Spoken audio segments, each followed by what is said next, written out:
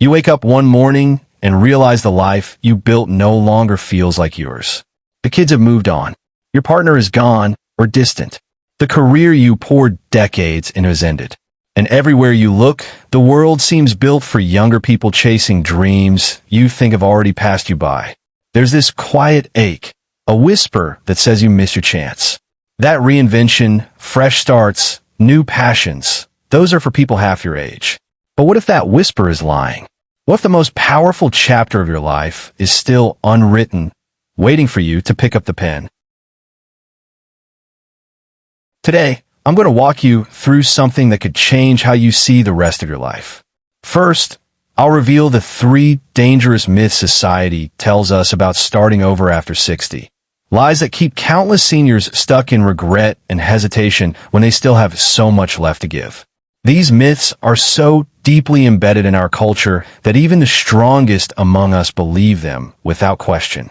Then, I'll share 2 incredible real-life transformations. People who threw out the rulebook in their 60s and 70s and built lives so rich and meaningful, they wish they'd started sooner.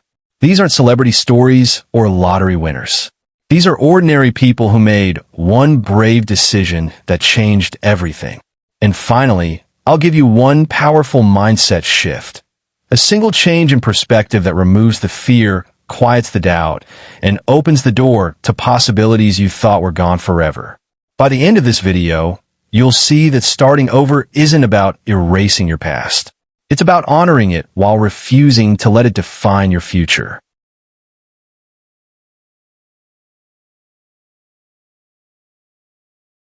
Let's talk about what no one wants to say out loud. You've spent your entire life building something, a family, a career, a sense of identity. And then, almost overnight, it shifts. Maybe your spouse passed away, and the house feels too big and too silent. Maybe your children are living their own lives now, and the phone calls come less often. Maybe you retired, and suddenly the purpose that used to fill your days has evaporated, leaving behind a strange, uncomfortable emptiness. And here's the part that hurts the most. The world keeps moving without you. You see younger people starting businesses, falling in love, chasing bold dreams, and somewhere deep inside, a voice whispers that your time for that has passed. That reinvention is for the young. That adventure is no longer appropriate. That dreaming big at your age is foolish, even embarrassing. The loneliness can be suffocating. Not just the absence of people, but the absence of meaning. You look in the mirror and wonder if this is all there is now. A slow fade into routine and reminiscence. The regret creeps in too. All those things you said you'd do someday, the trip you never took, the hobby you never pursued, the relationship you never mended. And now it feels like someday has expired. Society doesn't help. There's this unspoken message that after a certain age, you're supposed to settle, to shrink, to step aside and make room for the next generation. You're expected to be content with what you've already done, to stop wanting more, to stop believing you're capable of more. But the truth? That fire inside you, the one that dreams, that hopes, that wants to feel alive, it hasn't gone anywhere. It's just been buried under years of being told it's too late. And that's the cruelest lie of all.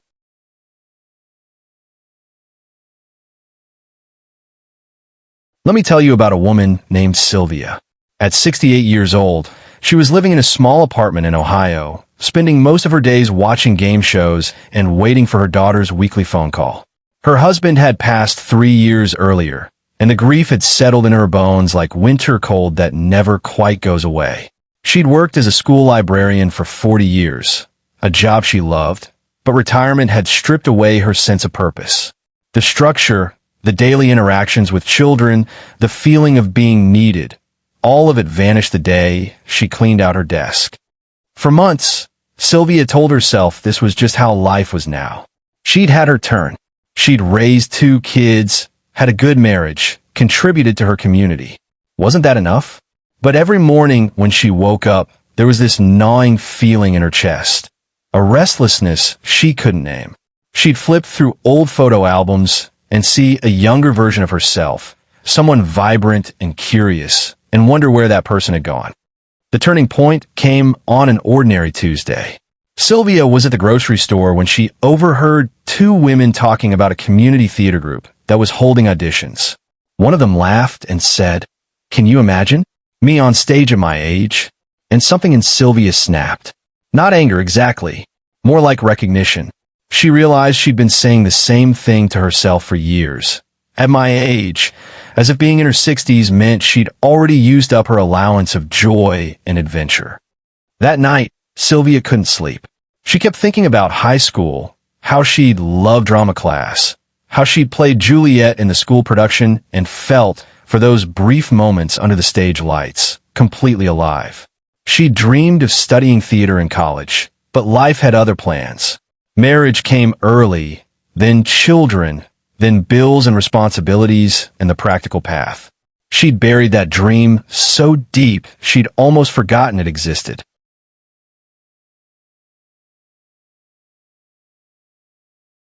So how do you actually begin again when the path forward feels unclear and the weight of doubt is pressing down on your chest? Let me walk you through the exact steps that can help you move from feeling stuck to feeling alive again. Step 1. Identify what truly matters now. This isn't about revisiting old bucket lists or chasing someone else's definition of a meaningful life. Sit quietly and ask yourself, what do I want to feel more of? Not what you want to do, what you want to feel. Connection, joy, purpose, freedom, peace. Write it down. Then ask, what made me feel this way in the past? Maybe it was teaching, gardening, making people laugh, creating something with your hands, or simply being surrounded by nature. These feelings are your compass. They'll guide you toward what's worth pursuing now, not what you think you should be pursuing. Step 2. Take the smallest possible first step. Here's the truth. Big dreams paralyze us because they feel impossible. So don't think big yet. Think tiny. If you want to reconnect with creativity, don't enroll in a 6-week course. Just pick up a pencil and draw one thing today. If you want companionship, don't force yourself to attend a crowded event. Send one text to someone you haven't spoken to in years. If you want adventure, don't plan a cross-country trip. Drive to a town 30 minutes away and have lunch somewhere new. These micro-actions don't feel risky, but they break the inertia. And once you're moving, even slightly, momentum starts to build. Step 3. Build a new daily anchor. One of the hardest parts of starting over is the emptiness. The hours that used to be filled with work, caregiving, or partnership now stretch out endlessly. You need to replace that structure intentionally. Choose one simple ritual that belongs only to you. Maybe it's a morning walk before the neighborhood wakes up. Maybe it's an evening hour where you read, write, or listen to music that moves you.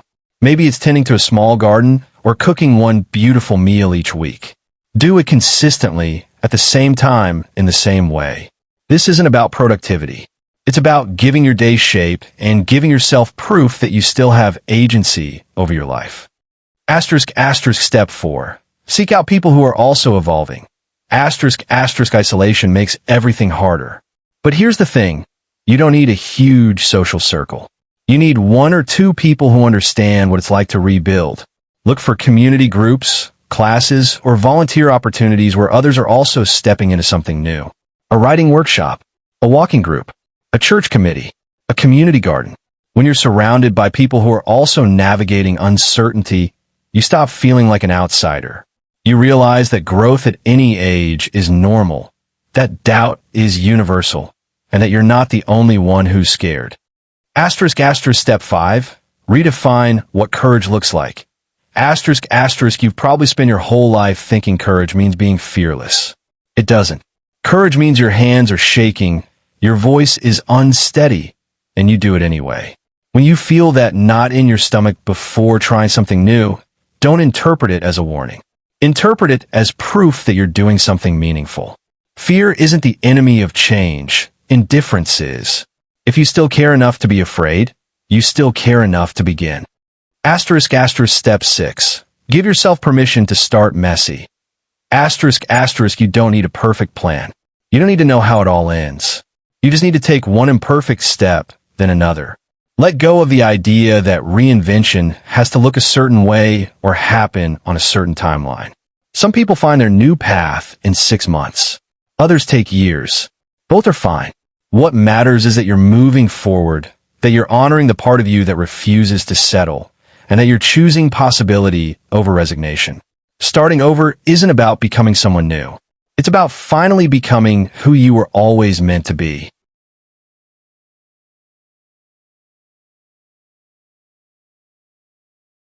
Let me tell you what happened to Sylvia after she walked through those theater doors. She got the part. Not the lead. Something smaller, a supporting role with just a handful of lines. But when opening night came and she stood backstage in costume, waiting for her cue, something extraordinary happened. The grief that had weighed her down for 3 years didn't disappear, but shifted. It made room for something else. Excitement, nervousness, aliveness. When she stepped into the lights and delivered her first line, her voice didn't waver. It rang out clear and strong. And for those few minutes on stage, she wasn't the widow in the quiet apartment.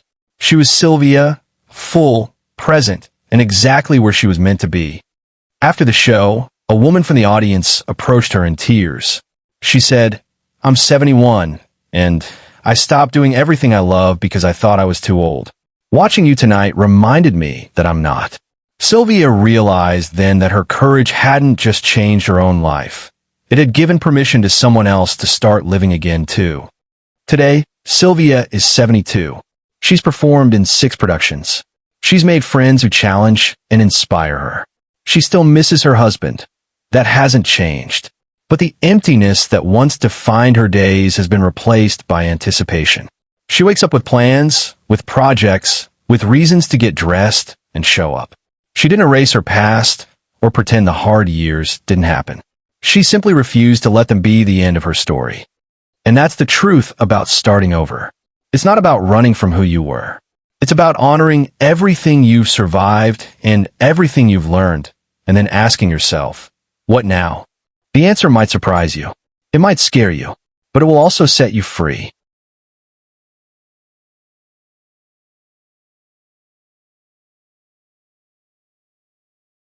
Here's what I want you to remember. Your age is not a deadline. It's not a barrier. It's not proof that your best moments have already happened. Every single day you wake up is another chance to choose differently, to step towards something that makes you feel alive, to refuse the lie that says your time has passed. You've already survived loss, disappointment, and change, things that would have broken a weaker person. That resilience didn't just get you through the hard times. It prepared you for this moment, right now, when you decide that your story isn't over yet. The world needs what only you can offer. The wisdom that comes from decades of living, the courage that comes from starting again when it would be easier to stay still, and the proof that it's never too late to become who you were always meant to be. If this message reached you today, don't let it fade. Hit that like button and share this video with someone who needs to hear it. And if you're ready to keep going, watch the next video where I'll show you how to rebuild confidence and rediscover joy after life's biggest setbacks. Your next chapter is waiting. Let's write it together.